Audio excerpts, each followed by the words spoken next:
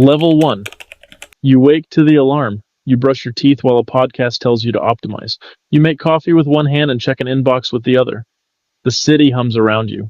You slide into the routine like it fits. It pays the rent. It buys dinner. It keeps you safe. Safe but not free. There's a strange comfort in chains that glint. That shine is what you call stability. That shine is what others admire, but sometimes late at night you feel the bars. Softly, insistently. Level 2. You step into the office. Lights hum overhead. Screens blink like distant beacons. Names float across a digital sea. You log in. You become a version of yourself with a schedule. The day is carved into blocks. Meet at 9. Deliver by noon. Report at 4. You learn to value efficiency over wonder.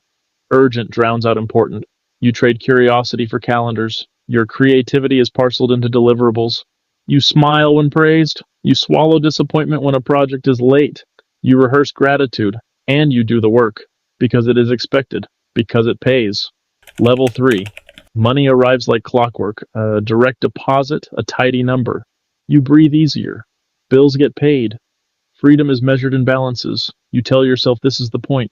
Security first. Dreams later. But money is not only currency, it is time, energy, identity. Level 4. The golden walls are subtle. Policies, traditions, the language of we've always done it this way.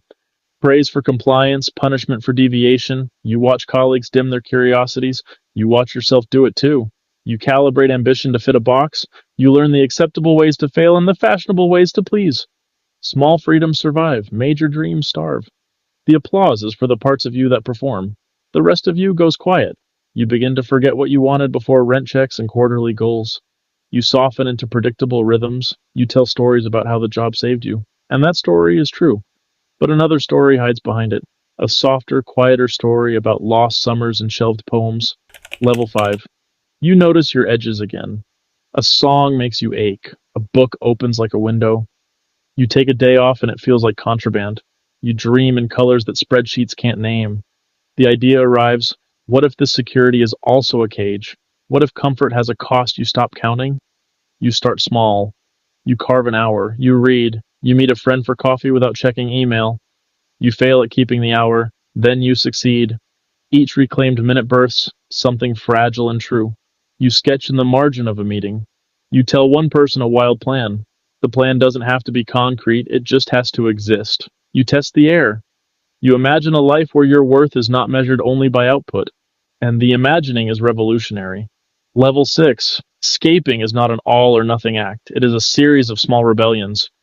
You choose what to keep. You negotiate boundaries. You learn to say no without trembling. You allocate time like currency. Treat it as non-negotiable. You create a savings for experiments.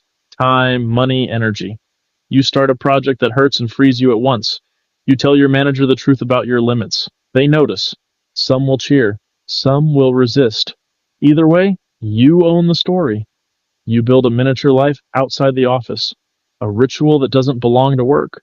Cooking for joy, training for a race, planting a garden, riding badly on purpose. These rituals are your loopholes. They remind you what belongs to you. They expand your capacity to live. Level 7. You will be tempted to measure success by the old yardstick. Raises and titles are seductive. They are not inherently wrong, but they are incomplete. You redefine success in small increments. Is today fuller than yesterday? Did you breathe between meetings? Did you make one choice that aligns with who you want to become? Ask not just, can you afford a life, but can you inhabit it? Freedom isn't a single dramatic escape. Often it is whisper soft. It is choosing presence over performance. It is refusing to let your identity be outsourced. It is building a life with both safety and meaning.